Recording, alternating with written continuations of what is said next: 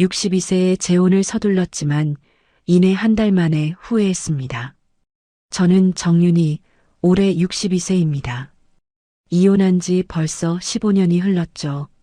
그동안 혼자서 작은 여행사를 운영해 왔어요.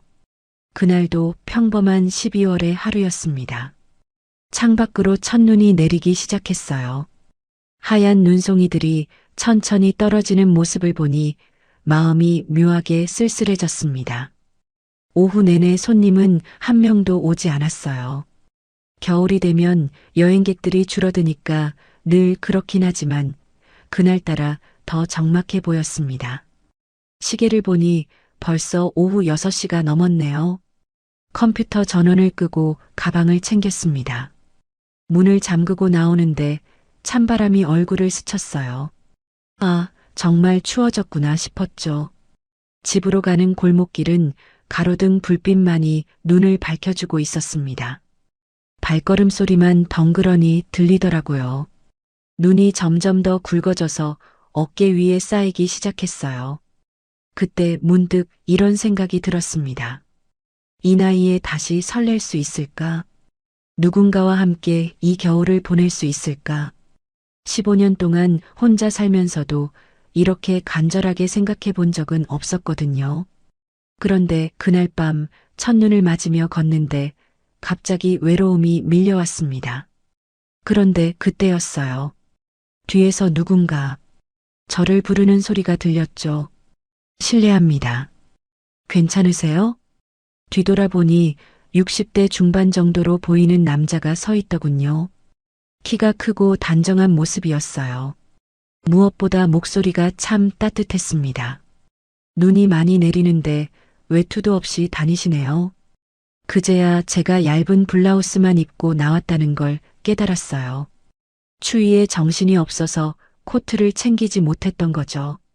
그 남자가 자신이 입고 있던 회색 코트를 벗어서 제 어깨에 살며시 걸쳐줬습니다. 추운 건 몸이 아니라 마음이니까요. 그 한마디에 가슴이 뭉클해졌어요. 언제 마지막으로 이렇게 따뜻한 말을 들어봤나 싶었습니다. 고맙습니다. 하지만 이러면 안 돼요. 감기 걸릴 텐데. 괜찮습니다. 저는 추위에 강해요. 그 남자가 환하게 웃었어요. 눈 속에서도 따뜻한 미소였습니다. 박도연이라고 합니다. 혹시 이 근처에 여행사 하나 있지 않나요? 오늘 들러보려고 했는데 문이 닫혀 있더라고요. 아, 그게 제 여행사예요. 조금 일찍 문을 닫았나 봐요. 아, 그렇군요. 내일 다시 찾아가겠습니다. 해외 봉사여행 상담을 받고 싶어서요. 봉사여행이라는 말에 호감이 갔습니다.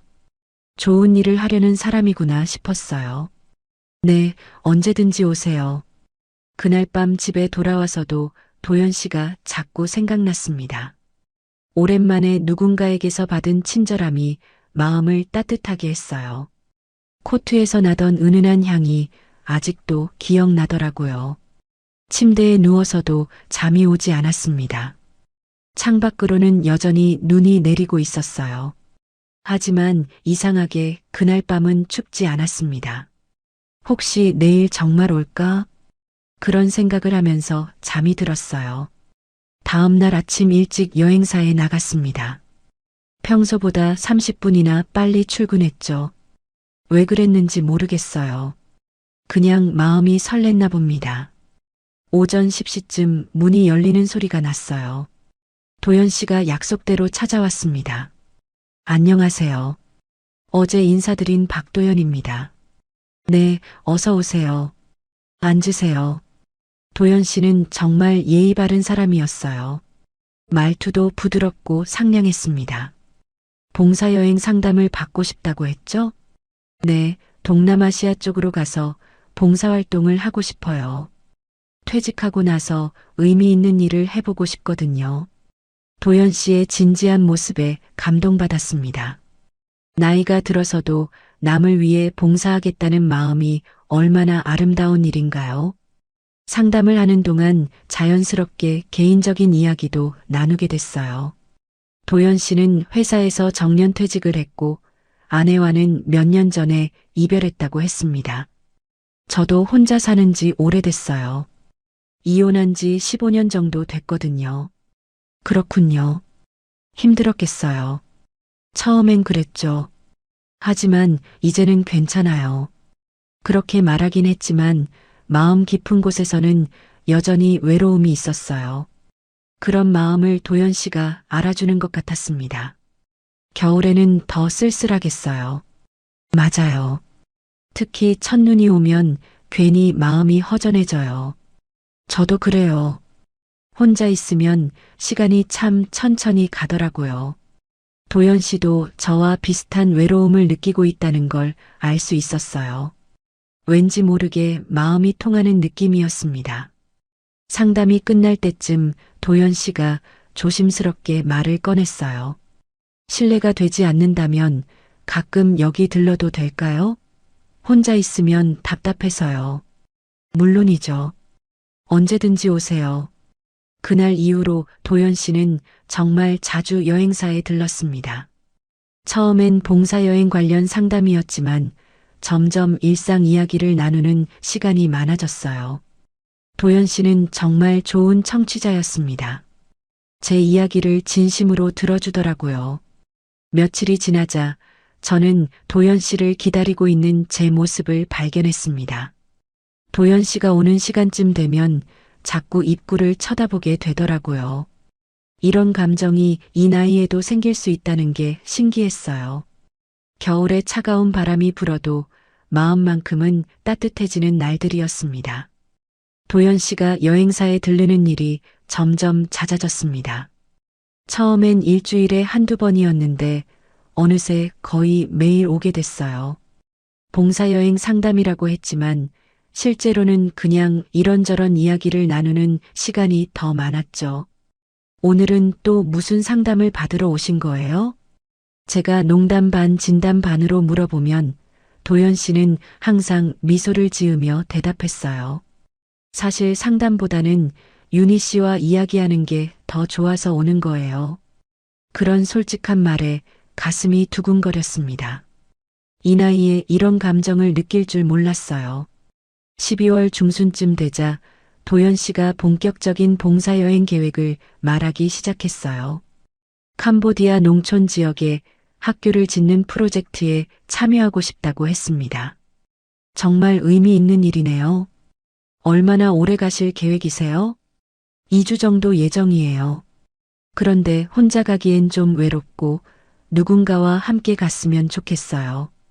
도연 씨가 의미심장하게 저를 바라봤어요.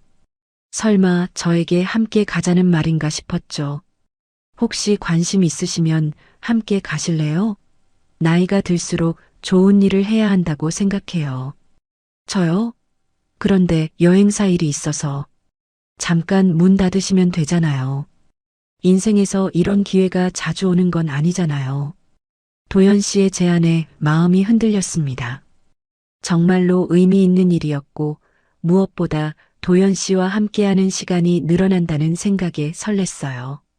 며칠 후 도연 씨가 여행 브로셔와 관련 자료들을 가져왔어요. 캄보디아 현지 사진들을 보여주면서 열정적으로 설명하더군요. 여기 보세요. 우리가 도움을 줄 마을이에요. 아이들이 제대로 된 교실에서 공부할 수 있게 도와주는 거죠. 사진 속 아이들의 맑은 눈빛이 인상적이었어요. 정말 좋은 일이구나 싶었습니다. 언제부터 이런 봉사활동에 관심이 있었어요? 사실 아내를 잃고 나서부터예요. 혼자 있다 보니 뭔가 의미 있는 일을 하고 싶어졌거든요. 도연 씨의 진심이 느껴졌어요. 저 역시 비슷한 마음이었습니다. 이혼 후 15년 동안 오직 생계를 위해서만 살아온 것 같았거든요. 12월 20일 크리스마스가 며칠 앞으로 다가온 날이었어요. 도연 씨가 평소보다 조금 늦은 저녁 시간에 여행사에 왔습니다. 윤희 씨, 혹시 시간 있으시면 저녁이라도 함께 하실래요? 오늘은 특별한 날이잖아요. 특별한 날이요? 우리가 처음 만난 지 정확히 한 달이에요. 도연 씨가 그런 날짜까지 기억하고 있다는 게 놀라웠어요. 저도 모르게 얼굴이 붉어졌습니다. 좋아요. 어디로 갈까요? 근처에 분위기 좋은 카페가 있더라고요. 크리스마스 장식도 예쁘게 해놓았고요. 도연 씨와 함께 나선 겨울 저녁거리는 크리스마스 분위기로 가득했어요. 가로수마다 반짝이는 전구들이 달려있고 상점들은 온통 빨간색과 금색으로 치장되어 있었습니다. 카페에 들어서자마자 따뜻한 공기와 함께 달콤한 향이 코끝을 스쳤어요. 크리스마스 캐럴이 은은하게 흘러나오고 곳곳에 놓인 작은 트리들이 반짝이고 있었습니다. 창가 자리에 앉아 커피를 마시며 이야기를 나눴어요. 창밖으로는 또다시 눈이 내리기 시작했습니다. 정말 예쁘네요. 겨울이 이렇게 따뜻한지 몰랐어요. 제가 창밖 풍경을 보며 중얼거리자 도연 씨가 부드럽게 웃었어요. 함께 있으면 어떤 계절이든 따뜻해지는 것 같아요. 그 말에 가슴이 뛰었습니다. 오랫동안 잊고 살았던 감정이 다시 살아나는 것 같았어요. 도연 씨는 정말 말을 예쁘게 해요. 진심이에요. 윤희 씨를 만나고 나서 매일이 기다려져요. 그날 밤 집에 돌아와서도 마음이 들떠 있었어요. 거울을 보니 얼굴에 미소가 떠나지 않더라고요. 이런 행복한 기분이 언제였나 싶었습니다. 며칠 후 지수에게 전화가 왔어요. 엄마, 요즘 목소리가 많이 밝아졌네요. 무슨 좋은 일 있어요? 아, 그냥. 겨울이 예뻐서 그래. 겨울이 예뻐서요? 엄마가 겨울을 좋아한 적이 언제 있었나요? 지수가 의심스러운 목소리로 물었어요. 결국 도연 씨 이야기를 조금 했습니다. 요즘 여행사에 자주 오시는 분이 계셔. 봉사여행 상담 받으러 오시는데 참 좋은 분이야. 남자분이에요? 응, 나랑 비슷한 나이에 괜찮은 분이야. 전화 너머로 지수가 한숨 쉬는 소리가 들렸어요. 엄마, 혹시 그분과 사귀는 건 아니죠? 뭘 그렇게까지. 엄마, 이렇게 빨리 믿는 거 아니에요. 세상엔 나쁜 사람도 많다고요. 지수의 걱정스러운 목소리에 조금 기분이 상했어요. 저도 어른인데 그 정도 판단은 할 수 있다고 생각했거든요. 지수야, 엄마가 어린아이도 아니고 나쁜 사람인지 좋은 사람인지 구별 못하겠니? 그게 아니라 엄마가 너무 외로웠잖아요. 그래서 판단이 흐려질 수 있다는 거예요. 지금 내가 엄마 걱정해주는 건 고맙지만 괜한 걱정은 하지 마. 전화를 끊고 나서도 지수의 말이 계속 마음에 걸렸어요. 하지만 도연 씨를 생각하면 그런 걱정은 금세 사라졌습니다. 다음 날 도연 씨가 또 여행사에 왔을 때 전날 지수와의 통화 이야기를 했어요. 딸이 좀 걱정하더라고요. 너무 빨리 가까워지는 거 아니냐고. 딸이 엄마를 걱정하는 건 당연하죠. 저도 이해해요. 도연 씨가 이해심 있게 대답하는 모습에 더욱 호감이 갔어요. 시간이 지나면 딸도 이해하게 될 거예요. 우리가 진심으로 서로를 생각한다는 걸 알게 되면요. 그 말에 가슴이 따뜻해졌습니다. 도연 씨는 정말 신중하고 배려심 많은 사람이었어요. 크리스마스 이브 날 도연 씨가 작은 선물을 가져왔어요. 예쁜 포장지에 쌓인 상자를 받아들고 설렜습니다. 뭐예요? 이런 건 왜? 별거 아니에요. 그냥 감사한 마음을 표현하고 싶어서요. 상자를 열어보니 은은한 향이 나는 핸드크림이 들어 있었어요. 겨울철 거친 손을 위한 배려였습니다. 정말 고마워요. 어떻게 이런 걸 생각해 주셨지? 윤희 씨 손이 일 때문에 많이 거칠어진 것 같아서요. 제가 봐도 안쓰러웠어요. 그런 세심한 배려에 눈물이 날 뻔했어요. 언제 마지막으로 이렇게 따뜻한 관심을 받아봤나 싶었습니다. 그날 밤 핸드크림을 바르며 거울을 봤어요. 얼굴에 생기가 돌고 있었습니다. 마치 봄이 온 것처럼 환한 미소를 짓고 있는 제 모습을 발견했어요. 지수가 아무리 걱정한다고 해도 이런 행복을 포기할 수는 없었습니다. 62세에 다시 찾은 사랑이 너무나 소중했거든요. 새해가 코앞으로 다가온 12월 말, 도연 씨가 특별한 사람을 소개해 주겠다며 여행사에 왔어요. 오늘 누나와 함께 왔어요. 윤희 씨에게 꼭 소개해 드리고 싶었거든요. 문이 열리며 도연 씨보다 조금 작은 키에 단정한 옷차림을 한 여성이 들어왔습니다.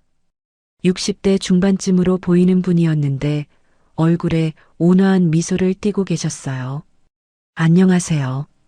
도연이한테 이야기 많이 들었어요. 정미라라고 합니다. 신우이가 다가와 제 손을 따뜻하게 잡았어요. 첫인상부터 참 좋았습니다. 네, 안녕하세요. 정윤희입니다. 도연이가 윤희 씨 이야기만 하더라고요. 이렇게 좋은 분을 만났다고 정말 행복하다고 말이에요. 신우이의 말에 얼굴이 붉어졌어요.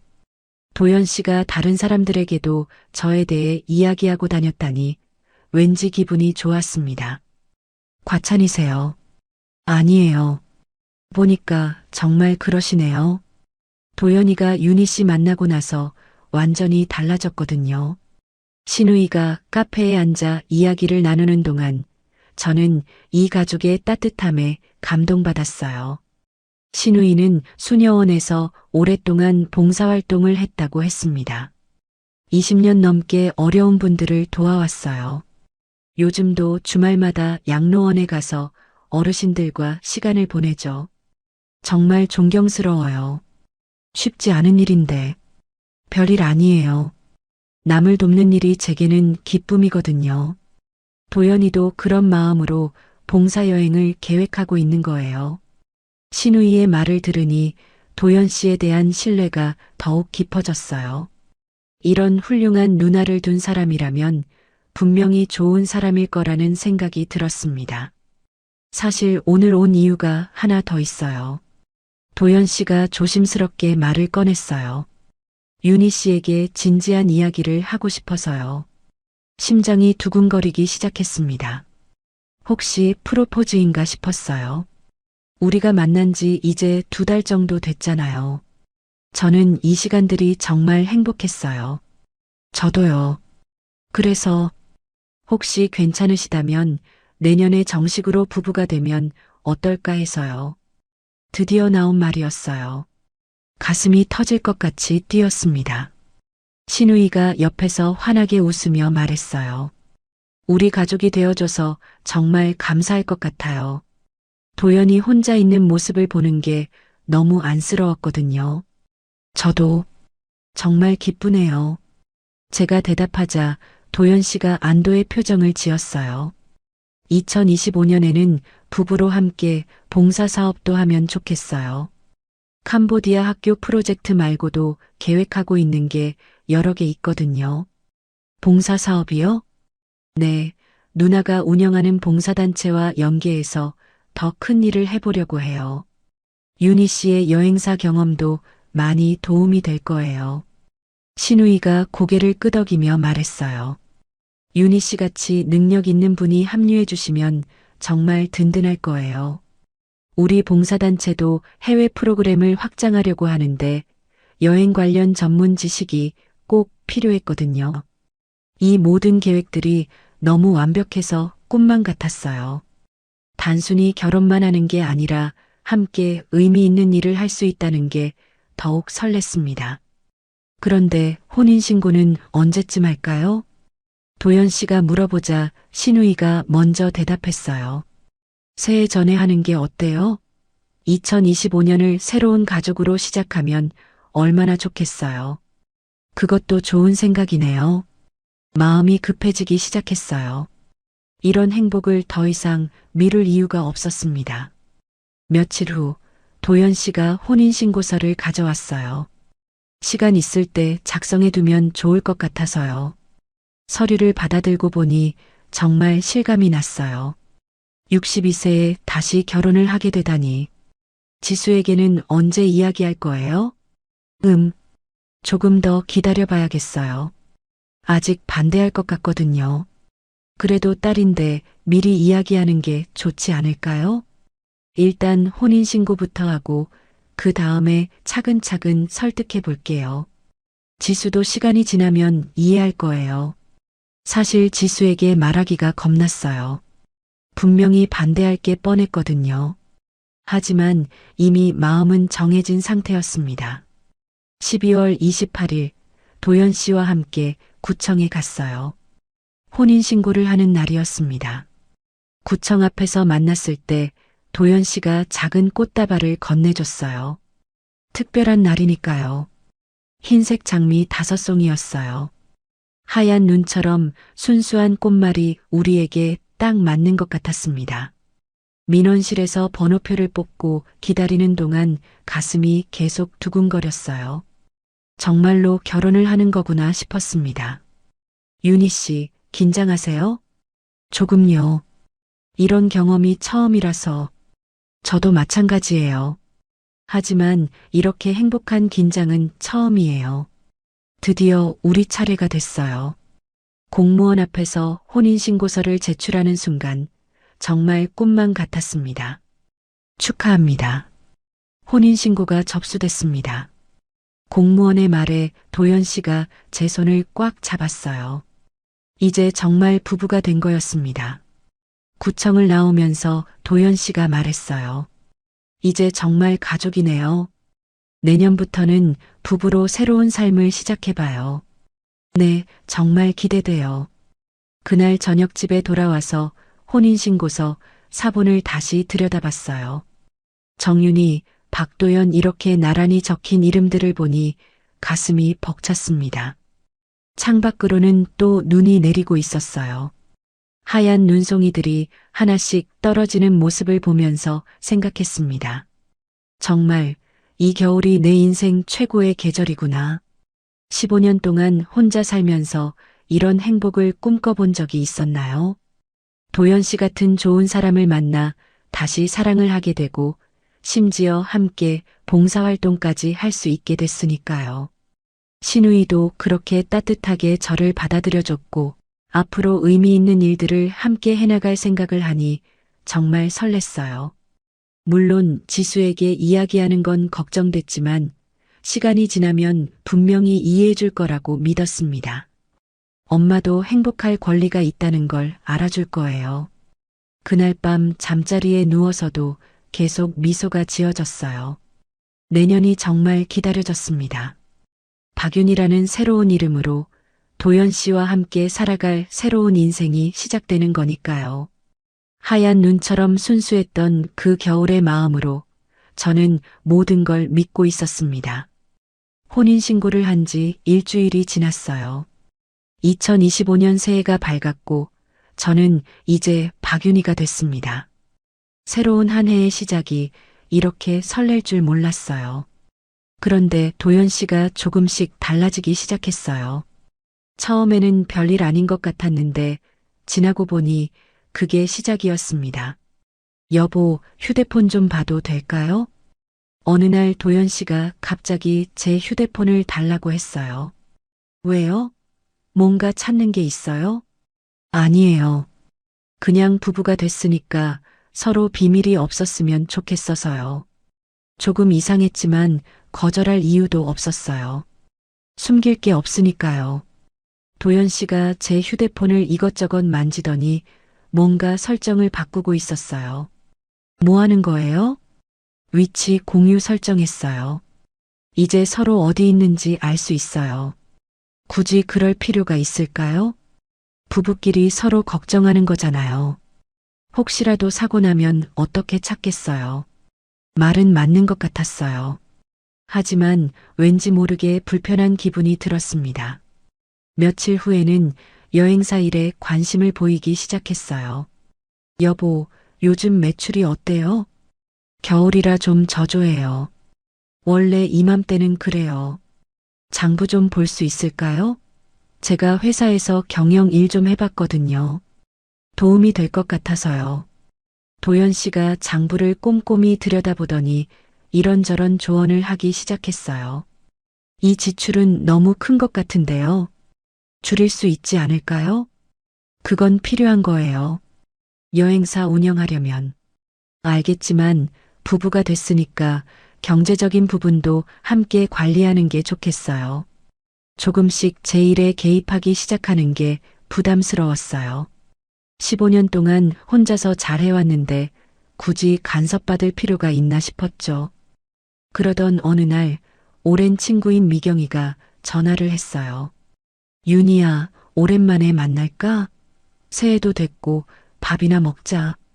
좋아, 언제? 통화를 마치고 도연 씨에게 친구 만난다고 말했어요. 친구요? 어떤 친구예요? 학창 시절부터 알고 지낸 친구예요. 미경이라고. 도연 씨의 표정이 조금 굳어지는 것 같았어요. 혹시 저에 대한 이야기 안 했으면 좋겠어요. 왜요? 아직 주변에 알리기엔 이른 것 같아서요. 딸한테도 아직 말 안 했잖아요. 일리가 있는 말이었어요.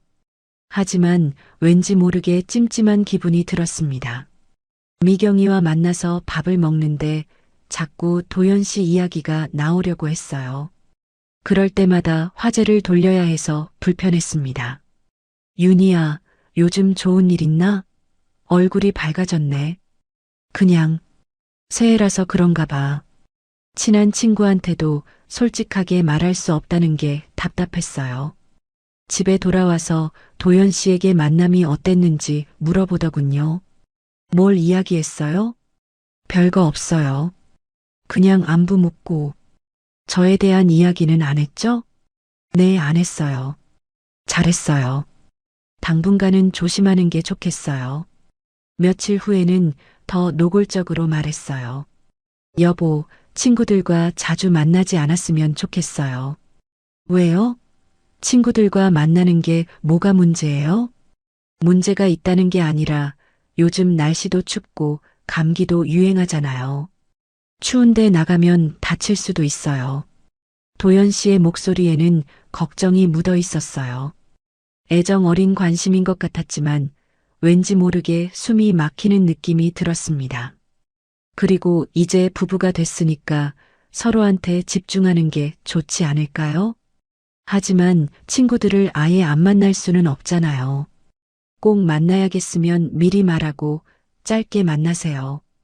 그리고 저도 함께 가면 안 될까요? 친구들과 만날 때마다 도연 씨가 따라온다고 상상만 해도 어색했어요. 가장 큰 변화는 지수 이야기가 나올 때였어요. 언제 딸한테 우리 결혼 이야기 할 거예요? 조금 더 기다려봐요. 시기를 잘 봐서. 아직도 딸 눈치 보시는 거예요? 도연 씨의 목소리에 불쾌함이 섞여 있었어요. 눈치 보는 게 아니라 신중하게 접근하려는 거예요. 여보, 이제 제가 여보의 가족이에요. 딸보다 저를 우선시해야 하는 거 아닌가요? 그 말이 가슴에 박혔어요. 물론 남편이 중요하지만 지수는 제 딸인데 딸이라고 해서 우리 결혼을 방해할 권리는 없어요. 어른인 여보가 선택한 일인데 말이에요. 하지만 솔직히 말하면 딸이 계속 여보를 조종하려고 하는 것 같아요. 이제는 독립할 때가 됐는데 말이에요. 도연 씨가 지수를 조종이라는 말로 표현하는 게 기분 나빴어요. 지수는 단지 엄마를 걱정하는 거였는데 며칠 전에 딸한테서 전화 왔었죠? 뭘 이야기했어요? 그냥 안부 묻는 전화였어요. 저에 대한 이야기는 안 했나요? 아니요. 정말요? 딸이 저를 의심하고 있는 것 같던데요. 도연 씨가 지수와의 통화까지 확인하려 든다는 게 놀라웠어요. 여보, 솔직히 말씀드릴게요. 딸과의 연락을 좀 줄이셨으면 좋겠어요. 네? 그게 무슨 말이에요? 우리가 새로운 가정을 꾸리는데 딸이 계속 간섭하면 힘들어요. 딸도 이미 결혼해서 자기 가정이 있잖아요. 지수는 아직 결혼 안 했어요. 그럼 더욱 독립해야죠. 35살이면 충분히 어른인데 아직도 엄마한테 의존하고 있다는 거잖아요. 도연 씨의 말에 화가 치밀어 올랐어요. 제 딸을 그런 식으로 말하다니. 지수는 저를 의존하는 게 아니라 걱정해 주는 거예요. 걱정이라는 이름으로 포장된 간섭이에요. 이제는 우리 둘만의 시간이 필요해요. 그날 밤 잠자리에 누워서도 계속 도연 씨의 말들이 머릿속을 맴돌았어요. 처음엔 사랑이라고 생각했던 도연 씨의 관심이 점점 무거워지고 있었습니다. 제 일상을 하나하나 확인하고 친구들과의 만남을 제한하고 심지어 딸과의 관계까지 끊으라고 하다니. 창밖을 보니 또 눈이 내리고 있었어요. 하지만 처음 도연 씨와 만났던 그날의 설렘은 이미 사라지고 없었습니다.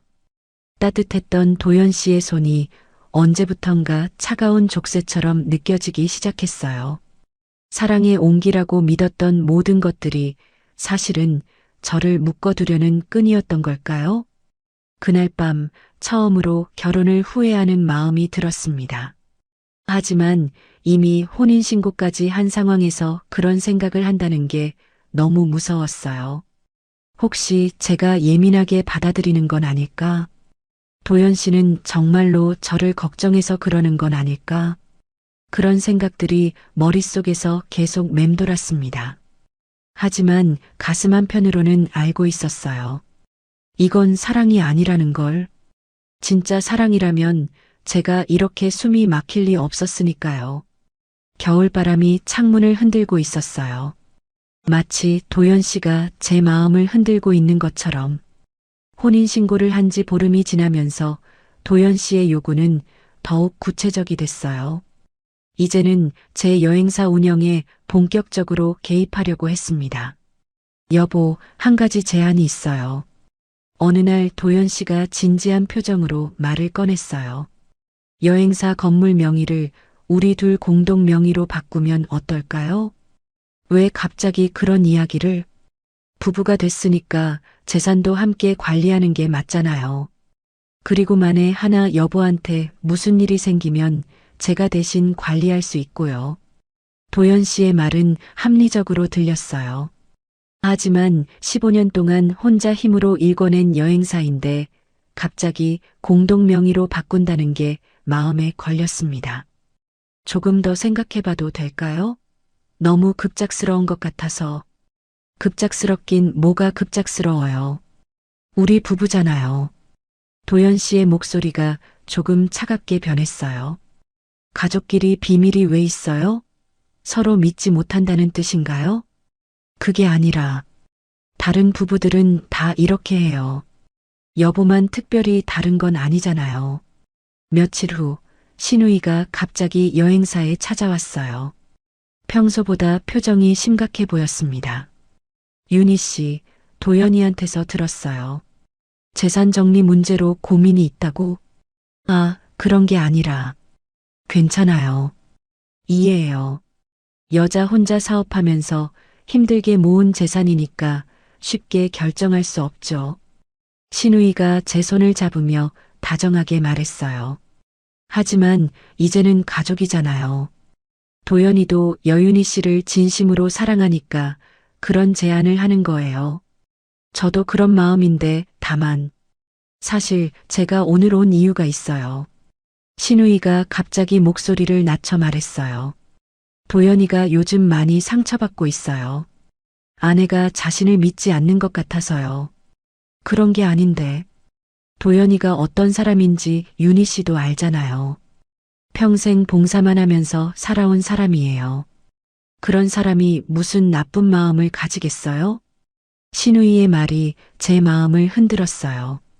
정말 제가 도연 씨를 의심하고 있는 건가 싶었습니다. 제가 수녀원에서 오랫동안 일하면서 많은 부부를 봤는데요. 서로 믿지 못하는 부부들은 결국 다 헤어져요. 저는 도연 씨를 믿어요. 그럼 증명해 보세요. 말로만 믿는다고 하지 말고 행동으로 보여주세요. 신우이의 말에 압박감을 느꼈어요. 마치 제가 잘못하고 있는 것처럼 느껴졌습니다. 그리고 솔직히 말하면 윤희 씨 딸이 문제예요. 지수가요? 네, 계속 엄마를 조종하려고 하잖아요. 어른인 엄마가 내린 결정을 존중하지 않고 지수는 그런 아이가 아닌데. 어머, 윤희 씨는 너무 착해서 모르시는 거예요. 딸이 엄마 결혼을 반대하는 이유가 뭔지 생각해 보세요. 신우이가 교묘하게 지수에 대한 의심을 심어주고 있었어요. 혹시 상속 문제 때문에 그러는 건 아닐까요? 엄마가 재혼하면 자기가 받을 재산이 줄어드니까요. 그런 게 아니에요. 지수는 그런 아이가. 윤희 씨가 너무 순진하신 거예요. 요즘 젊은 사람들이 얼마나 현실적인데요. 그날 신우이가 돌아간 후에 혼란스러웠어요. 정말 제가 도연 씨를 의심하고 있는 건가? 지수가 상속을 노리고 있는 건가? 온갖 생각이 머릿속을 맴돌았습니다. 며칠 후 도연 씨가 다시 명예 변경 이야기를 꺼냈어요. 여보, 아직도 생각 중이세요? 네, 조금 더. 도대체 뭘 더 생각한다는 거예요? 저를 그렇게 믿을 수 없나요? 도연 씨의 목소리에 짜증이 섞여 있었어요. 그게 아니라 너무 중요한 일이라서. 중요하긴 뭐가 중요해요. 부부 사이에 내 것이 어디 있어요. 하지만 제가 15년 동안 혼자 했다고 해서 앞으로도 혼자 할 건가요? 그럼 왜 결혼했어요? 도연 씨의 말이 날카로웠어요. 마치 제가 결혼의 의미를 모르는 사람인 것처럼 느껴졌습니다. 다른 사람들한테 물어보세요. 부부가 재산을 따로 관리하는 게 정상인지.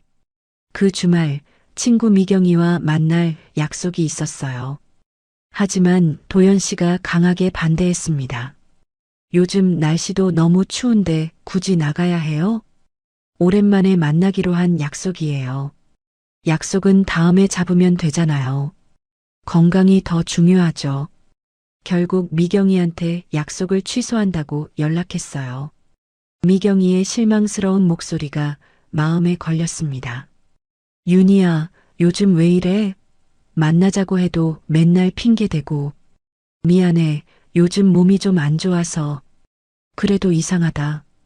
예전 윤희 같지 않아. 전화를 끊고 나서 우울해졌어요. 정말 제가 변한 건가 싶었습니다. 며칠 후에는 지수에게서 전화가 왔어요. 엄마, 요즘 왜 연락이 뜸해요? 신경 쓰이거든요.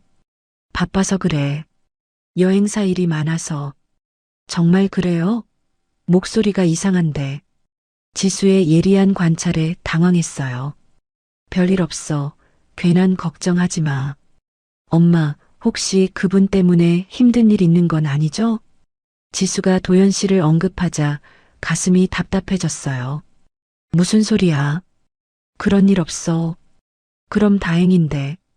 엄마 목소리가 너무 이상해서. 전화를 끊고 나서 도연 씨가 곧바로 물어봤어요. 딸이었어요? 뭐라고 하던가요? 별말 없었어요. 저에 대한 이야기는 안 했어요? 네, 안 했어요. 정말요? 딸이 저를 의심하고 있는 것 같은데. 도연 씨가 지수와의 통화 내용까지 캐묻는 게 부담스러웠어요. 그날 밤 잠자리에 들면서 생각해 봤어요. 언제부턴가 제 주변에서 사람들이 하나둘씩 멀어지고 있었습니다. 친구들과의 만남은 줄어들고 딸과의 연락도 부담스러워지고 여행사 일마저 도연 씨의 간섭을 받고 있었어요. 15년 동안 제가 쌓아온 모든 관계와 기반들이 흔들리고 있었습니다. 마치 눈보라 속에 혼자 서 있는 것 같은 기분이었어요. 창밖을 보니 정말로 눈보라가 치고 있었어요. 하얀 눈이 거세게 몰아치면서 앞이 보이지 않을 정도였습니다. 도연 씨는 옆에서 평온하게 잠들어 있었지만 저는 잠이 오지 않았어요. 이 결혼이 정말 옳은 선택이었을까? 그런 생각이 계속 들었습니다. 하지만 이미 혼인신고까지 한 상황에서 그런 생각을 한다는 게 너무 무서웠어요. 신우이 말처럼 제가 너무 예민하게 받아들이는 건 아닐까? 도연 씨를 믿지 못하는 제가 잘못된 건 아닐까? 그런 자책감도 들었습니다. 그날 밤은 특히 폭설이 심했어요. 창밖으로 눈이 거세게 몰아치면서 집 전체가 흔들리는 것 같았습니다. 바람 소리가 너무 커서 잠이 오지 않았어요. 도연 씨는 옆에서 깊이 잠들어 있었는데 갑자기 휴대폰 진동음이 들렸습니다. 침대 옆 탁자 위에 놓인 도연 씨 휴대폰에서 메시지 알림이 계속 올라오고 있었어요. 처음엔 신경 쓰지 않으려고 했는데 진동음이 너무 자주 들려서 궁금해졌습니다. 혹시 급한 일인가 싶어서 살짝 들여다봤어요. 화면에 떠 있는 메시지를 보는 순간 가슴이 얼어붙었습니다. 자기야, 우리 결혼 기념일 사진 봤어? 벌써 3년이나 됐네. 사진이 첨부되어 있었어요. 도연 씨가 다른 여자와 웨딩드레스를 입고 찍은 사진이었습니다. 날짜를 보니 제가 도연 씨를 만나기 한 달 전 겨울이었어요. 손이 덜덜 떨렸습니다. 이게 뭐지? 설마 이런 일이 있을 수 있나 싶었어요. 다른 메시지들도 보였어요. 언제 끝내고 올 거야? 아이들이 아빠 보고 싶어 해. 곧 끝날 것 같아. 조금만 더 기다려. 아이들이라고? 도연 씨한테 아이들이 있다고? 제 온몸이 차갑게 식어갔습니다. 이해할 수가 없었어요. 도연 씨는 분명히 혼자라고 했는데 아내와 이별했다고 했는데 조용히 일어나서 화장실에 들어갔어요. 거울에 비친 제 얼굴이 새하얗게 질려 있었습니다. 이게 꿈인가 싶어서 뺨을 꼬집어 봤지만 아프기만 할 뿐이었어요. 다음 날 아침 도연 씨는 아무렇지도 않게 일어났습니다. 잘 잤어요? 어젯밤 폭설 때문에 시끄러웠죠. 네. 제가 본 것에 대해 말해야 할지 고민됐어요. 하지만 혹시 제가 잘못 본 건 아닐까, 오해인 건 아닐까 하는 마음도 있었습니다. 오늘 여행사에 같이 갈까요? 명예 변경 서류 준비하려면 제가 도와드려야 할 것 같은데. 도연 씨가 또 명예 변경 이야기를 꺼냈어요. 어젯밤 일 때문에 더욱 불안해졌습니다. 조금 더 생각해 보고 싶어요. 여보, 언제까지 생각만 할 거예요? 저를 계속 의심하실 건가요? 도연 씨의 목소리가 차갑게 변했어요. 평소와는 다른 모습이었습니다. 여행사에 도착해서 일을 하는데 건물 1층 세입자 아저씨가 올라왔어요. 사장님, 안녕하세요. 네, 안녕하세요. 아, 그런데 사장님 바뀔 거라던데요? 새로 오시는 분이 조건을 다시 이야기하고 싶다고 하더라고요. 네, 사장님이 바뀐다고요? 네, 남편분이 그러시던데요. 곧 명의가 바뀔 거라고. 제가 아직 동의하지도 않았는데 도연 씨가 벌써 다른 사람들한테 그런 말을 하고 다녔다니. 등골이 오싹해졌어요. 그날 오후 도연 씨가 잠깐 자리를 비운 사이에 화장실에 갔어요. 우리 집 화장실을 지나 도연 씨 방으로 가는 길이었는데 방문이 살짝 열려 있었습니다. 호기심에 슬쩍 들여다봤는데 책상 위에 서류들이 쌓여 있는 게 보였어요. 가만히 들어가서 서류를 봤더니 충격적인 내용들이었습니다. 여러 여성들의 신상 정보가 적혀 있었어요. 나이, 직업, 재산 상황까지 상세하게 조사된 자료들이었습니다. 그 중에는 제 정보도 있었어요. 정윤이 62세, 이혼, 여행사 운영, 부동산 2억, 예금 5천만 원, 딸 1명. 마치 범죄자가 범행을 계획할 때 쓸 법한 자료였어요. 다른 서류에는 더 구체적인 계획이 적혀 있었습니다. 1단계 신뢰관계 형성, 봉사활동, 이미지 활용. 2단계 결혼 제한 및 혼인신고. 3단계 재산명예 이전 누나 협조. 4단계 계좌 정리 후 실종. 손에 든 서류가 떨어질 뻔했어요. 이게 정말 현실인가 싶었습니다. 더 찾아보니 다른 피해자들의 사진도 있었어요. 저처럼 혼자 사는 중년 여성들이었습니다. 각각의 사진에는 완료, 진행 중, 대기라는 메모가 붙어 있었어요. 제 사진에는 진행 중 마이너스 90% 완료라고 적혀 있었습니다. 그때 현관문 열리는 소리가 들렸어요. 도연 씨가 돌아온 거였습니다. 급하게 서류들을 원래 자리에 놓고 화장실로 뛰어갔어요. 변기에 앉아서 온몸이 떨렸습니다. 이제 모든 게 명확해졌어요. 도연 씨는 저를 진심으로 사랑한 게 아니었습니다. 처음부터 제 재산을 노리고 접근한 거였어요. 봉사활동도 따뜻한 말들도 심지어 시누이까지 모든 게 계획된 연기였던 거죠. 저녁 식사 시간 도연 씨의 휴대폰이 또 울렸어요. 잠깐 받을게요. 도연 씨가 전화를 받으러 베란다로 나갔는데 문이 제대로 안 닫혀서 대화가 들렸습니다. 누나, 이번 건 큰돈 되겠어요. 신우이와 통화하고 있었어요. 네, 곧 끝날 것 같아요. 명의 이전만 받으면 바로 정리할 수 있어요. 걱정하지 마세요. 이 여자는 단순해서 의심 안 해요. 딸만 좀 성가시지만 곧 해결될 거예요. 이 여자라니. 저를 그렇게 부르고 있었던 거예요. 다른 건들은 어때요? 3번 타겟은 어떻게 됐어요? 아, 그건 좀 까다로워요. 아들이 계속 방해해서. 하지만 이번 건 끝나면 바로 그쪽으로 넘어갈 거예요. 더 이상 들을 수가 없었어요. 화장실로 뛰어가서 울음을 터뜨렸습니다. 62세에 서둘렀던 내 선택이 한 달 만에 지옥이 됐구나. 모든 게 거짓이었어요. 첫눈 오던 날의 운명적 만남도 따뜻한 말들도 결혼 제안도 모든 게 계획된 사기였던 거죠. 제가 얼마나 바보였을까요? 외로움에 눈이 멀어서 이렇게 뻔한 사기에 넘어가다니. 15년 동안 혼자 힘으로 모은 재산을 하루아침에 잃을 뻔했어요. 아니, 이미 많이 빼앗긴 상태였을 수도 있었습니다. 지수가 그렇게 걱정했는데 왜 듣지 않았을까요? 딸의 걱정을 무시하고 혼자 결정한 제가 너무 한심했어요. 그날 밤 도연 씨가 잠든 후 침대에 누워서 천장을 바라봤어요. 어떻게 해야 할지 막막했습니다. 이미 혼인신고까지 한 상황에서 어떻게 빠져나갈 수 있을까요? 도연 씨가 제가 알아챈 걸 모르고 있는 지금이 유일한 기회일 수도 있었어요. 창밖으로는 여전히 눈이 내리고 있었습니다.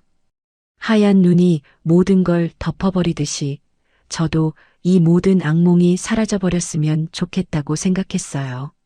하지만 현실은 악몽보다 더 잔혹했습니다. 제가 믿었던 사랑이 새로운 시작이라고 생각했던 모든 것이 처음부터 거대한 거짓말이었으니까요. 내일부터는 어떻게 도연 씨 앞에서 연기를 해야 할까요? 아무것도 모르는 척하면서 기회를 엿봐야 했어요. 제 인생에서 가장 긴 밤이었습니다. 그날 밤 한잠도 못 잤어요. 옆에서 평온하게 잠든 도연 씨를 보면서 온몸이 떨렸습니다. 이 사람이 날 속이고 있다는 사실을 알면서도 모르는 척해야 한다는 게 너무 힘들었어요. 새벽 4시쯤 더 이상 참을 수 없어서 조용히 일어났습니다. 화장실에 들어가서 지수에게 문자를 보냈어요. 지수야, 급한 일이 있어. 새벽이지만 전화할 수 있니? 몇 분 후 지수에게서 전화가 왔어요. 엄마, 무슨 일이에요? 이 시간에 왜? 지수야, 엄마가 큰 실수를 했어. 목소리가 떨려서 제대로 말이 안 나왔어요. 엄마, 무슨 일인지 차근차근 말해봐요. 제가 발견한 모든 것들을 지수에게 말했어요. 도연 씨의 휴대폰 메시지, 사기 서류들, 신우이와의 통화 내용까지 모든 걸 털어놨습니다. 엄마, 지금 어디 계세요? 집에 있어. 도연 씨가 옆에서 자고 있고 위험해요. 당장 나와야 해요. 제가 지금 갈게요. 하지만 어떻게? 엄마, 일단 중요한 서류들부터 챙기세요. 여행사 관련 문서, 통장, 도장 같은 거요. 그리고 절대 도연 씨를 깨우지 마세요. 지수의 목소리에 긴장감이 묻어 있었어요. 30분 후에 집 앞으로 가겠어요. 그때까지 조용히 기다리고 계세요. 전화를 끊고 나서 가슴이 두근거렸어요.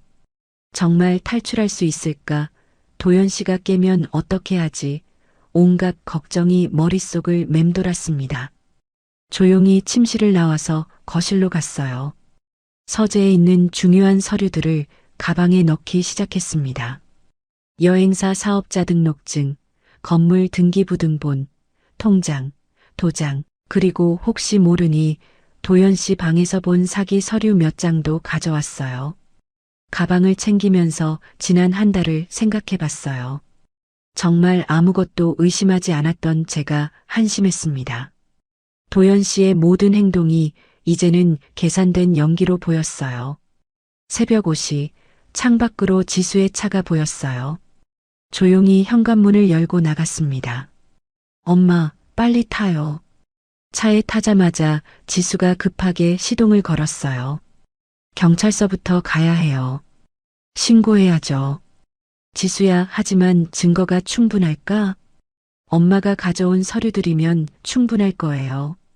그리고 다른 피해자들도 있다고 했잖아요. 경찰서에 도착해서 상황을 설명했어요. 처음에는 경찰관도 반신반의하는 표정이었지만 제가 가져온 사기 서류들을 보더니 표정이 심각해졌습니다. 이거 조직적인 사기네요. 즉시 수사해야겠습니다. 혹시 다른 신고도 들어온 게 있나요? 아, 비슷한 사건으로 며칠 전에 신고 들어온 게 하나 있어요. 60대 여성이 결혼 사기 당했다고. 역시 다른 피해자가 있었어요. 오늘 아침에 바로 현장으로 갈 테니까 피해자분은 안전한 곳에 계세요. 경찰서를 나와서 지수 집으로 갔어요. 지수가 따뜻한 차를 끓여줬습니다. 엄마, 정말 힘들었겠어요. 지수야, 미안해. 내 말을 안 들은 엄마가 바보였어. 그런 말하지 마요.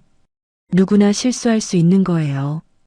오전 10시쯤 경찰서에서 연락이 왔어요. 현재 용의자들을 체포했습니다. 피해자분도 조서 작성을 위해 나와주세요. 경찰서로 다시 갔을 때 도연 씨와 신우이가 수갑을 찬 채로 있는 모습을 봤어요. 도연 씨가 저를 보더니 화가 난 표정으로 소리쳤습니다. 당신이 신고한 거구나. 배신자. 그 모습은 제가 알던 따뜻하고 부드러운 도연 씨가 아니었어요. 차가우면서도 사악한 진짜 얼굴이었습니다. 배신이라니요. 처음부터 저를 속인 건 당신이잖아요. 뭘 어떻게 속였다는 거야? 우리 부부잖아. 부부라는 게 이런 건가요? 제 재산을 훔치려고 접근한 게 부부예요? 경찰관이 제지하면서 도연 씨를 끌고 갔어요. 신우이도 제게 독한 눈빛을 보내고 있었어요. 수녀원 봉사를 한다던 그 온화한 모습은 어디에도 없었습니다. 정말 연기를 잘하셨네요. 완전히 속았어요. 신우이는 아무 대답도 하지 않고 고개를 돌렸어요. 조서를 작성하는 동안 다른 피해자들도 경찰서에 왔어요. 저처럼 혼자 사는 중년 여성들이었습니다. 한 분은 이미 재산을 거의 다 잃은 상태였어요. 저는 작년에 당했어요.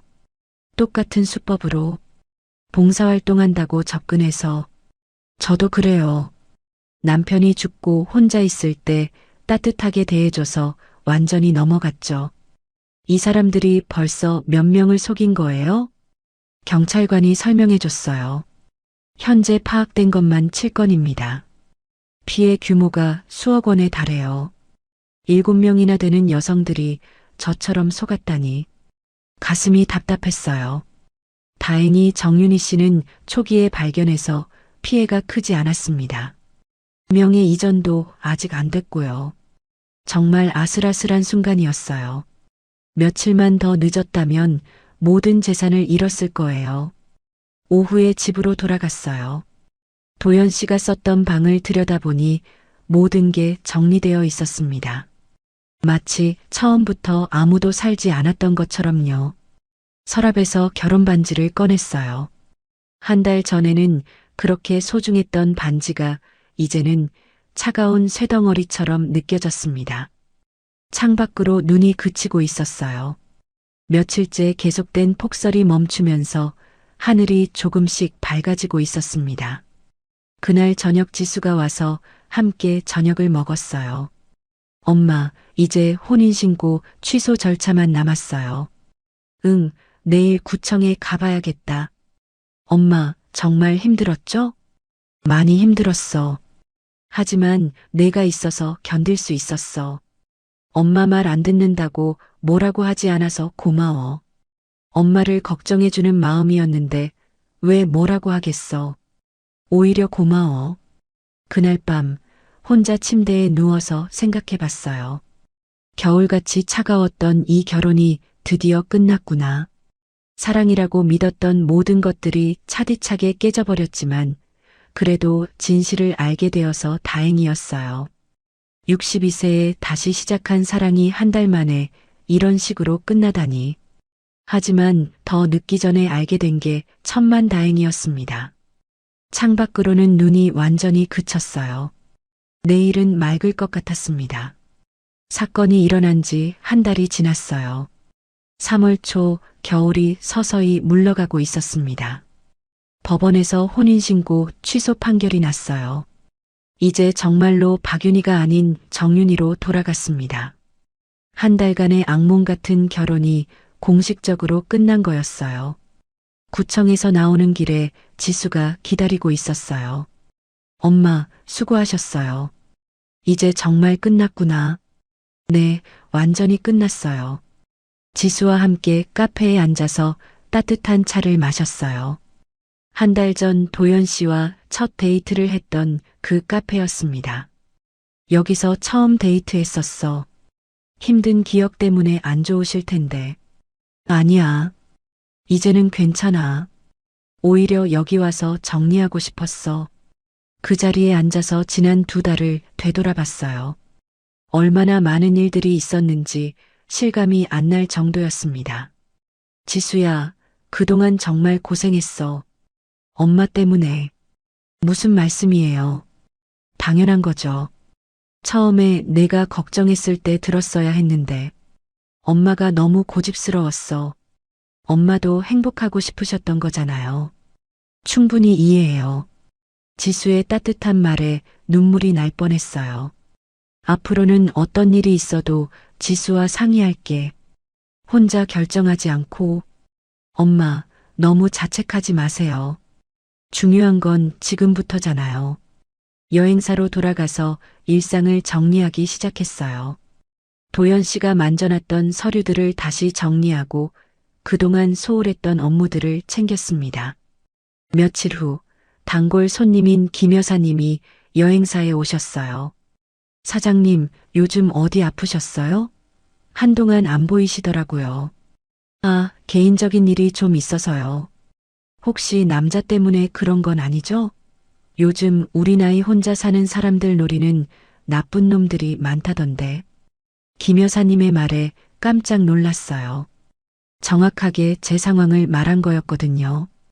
혹시 그런 경험 있으세요? 직접 당하지는 않았는데 아는 분이 비슷한 일로 큰일 날 뻔했어요. 결혼한다고 하더니 갑자기 연락이 끊어지더라고요. 더 많은 사람들이 이런 위험에 노출되어 있다는 걸 알게 됐어요. 그날 저녁 지수와 통화하면서 이런 이야기를 했어요. 지수야, 나 같은 피해자들이 더 많을 것 같아. 뭔가 도움이 될 수 있는 일을 하고 싶어? 어떤 일이요? 경험을 나누는 거야. 조심하라고 알려주는 거. 좋은 생각이에요. 엄마 경험이 다른 분들한테 도움이 될 거예요. 일주일 후 동네 복지관에서 노년층 대상 강연을 시작했어요.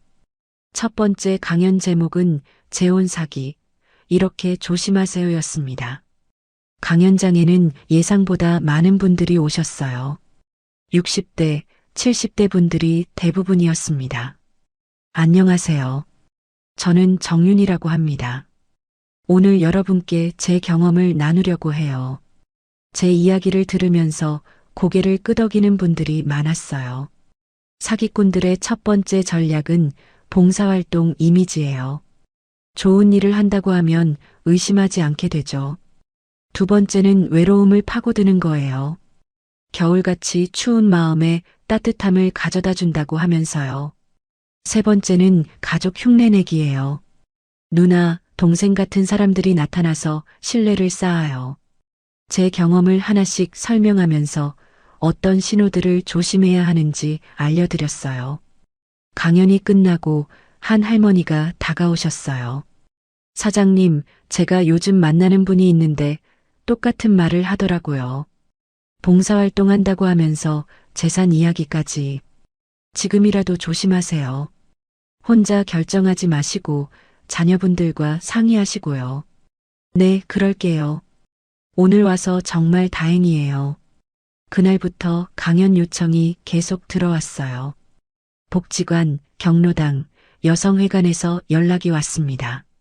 한 달에 두세 번씩 강연을 다니게 됐어요. 갈 때마다 제 이야기에 공감하는 분들을 만날 수 있었습니다. 어느 날 강연 후에 한 분이 이렇게 말씀하셨어요. 사장님 덕분에 정말 위험한 상황을 피했어요. 며칠 전에 똑같은 수법으로 접근한 남자가 있었거든요. 그런 말을 들을 때마다 뿌듯했어요. 제 경험이 다른 분들에게 도움이 되고 있다는 것이 위로가 됐습니다. 봄이 완전히 왔어요. 여행사 창가에 놓인 화분에서 새순이 돋아나고 있었습니다. 지수가 점심을 같이 먹으러 왔어요. 엄마, 요즘 표정이 많이 밝아졌어요. 그래, 나도 그런 느낌이야. 강연 다니시는 게 보람 있으세요? 응, 정말 보람 있어. 내 실수가 다른 사람들한테는 도움이 되니까. 엄마가 하시는 일이 정말 의미 있는 것 같아요. 여행사 일도 정상화됐어요. 봄이 오면서 여행 문의도 늘어났고 예약도 많이 들어왔습니다. 무엇보다 예전처럼 일에 집중할 수 있게 됐어요. 도연 씨 때문에 흔들렸던 일상이 다시 자리를 잡았습니다. 어느 날 저녁 집에서 차를 마시며 창밖을 봤어요. 벚꽃이 피기 시작했습니다. 작년 이맘때는 혼자라는 게 그렇게 외로웠는데 이제는 다른 기분이었어요. 혼자라는 게 외로운 것만은 아니구나. 자유롭고 평화로울 수도 있구나. 핸드폰을 들고 지수에게 문자를 보냈어요. 지수야, 엄마는 지금 정말 괜찮아. 걱정하지 마. 곧 답장이 왔어요. 알고 있어요. 엄마가 강해지신 게 보여요. 그날 밤 일기를 쓰기 시작했어요. 오랫동안 쓰지 않았던 일기였습니다. 겨울에 찾아온 온기를 사랑이라 착각했다. 너무 외로웠던 나머지 분별력을 잃었던 것 같다. 하지만 진짜 따뜻함은 끝까지 곁을 지킨 사람에게서 온다는 걸 알았다. 지수가 그리고 진짜 나를 걱정해주는 사람들이 주는 따뜻함이 진짜였다. 62세에 재혼을 서둘렀지만 이제는 후회하지 않는다. 그 경험을 통해 더 많은 걸 배웠고 다른 사람들을 도울 수 있게 됐으니까. 이제는 후회 대신 다시 봄을 기다린다. 내 마음에 올 진짜 봄을. 창밖으로 벚꽃잎이 바람에 날리고 있었어요. 하얀 꽃잎들이 춤을 추듯 떨어지는 모습이 아름다웠습니다. 그 모습을 보면서 생각했어요. 겨울이 아무리 길고 춥더라도 결국 봄은 온다는 것을, 제 마음에도 진짜 봄이 올 거라는 것을. 다음 주에는 새로운 강연 일정이 있어요. 또 다른 분들에게 제 경험을 나누고 도움을 드릴 수 있을 거예요. 62세, 이제 진짜 새로운 시작이에요.